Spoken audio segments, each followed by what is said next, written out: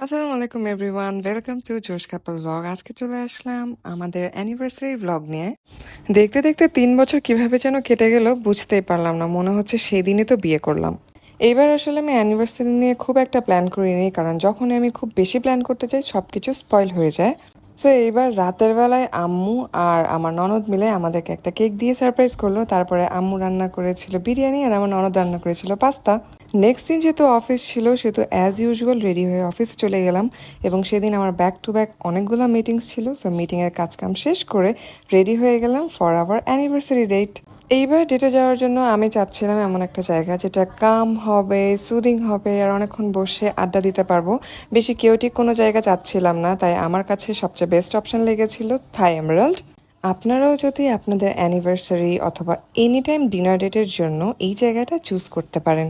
আর খাবারের কোয়ান্টিটি অথবা কোয়ালিটি নিয়ে যদি বলতে চাই, প্রাইস অনুযায়ী কোয়ান্টিটি ছিল একদম পারফেক্ট। আমরা অর্ডার করেছিলাম যে খাবারগুলো, সেগুলো কিন্তু ইজিলি 3 থেকে 4 জন ডিভাইড করে খেতে পারবে। অ্যাপেটাইজারে আমরা নিয়েছিলাম seafood soup with coconut milk, যেখানে ছিল ভরপুর seafood, squid, calamaris and crab. আর মেইন কোর্সের জন্য আমরা নিয়েছিলাম তাদের প্যাড থাই নুডলস আর হচ্ছে ফ্রাইড চিকেন।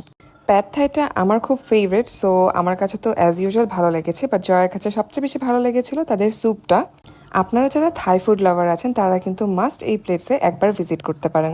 ড্রিঙ্কসের জন্য আমরা চুজ করেছিলাম এই ট্রপিক্যাল পাঞ্চটা। It was super. Apple, pineapple, অরেঞ্জের খুব ফ্রেশ একটা ফ্লেভার আসছিল, যেটা আমার কাছে পার্সোনালি খুবই ভালো লেগেছে।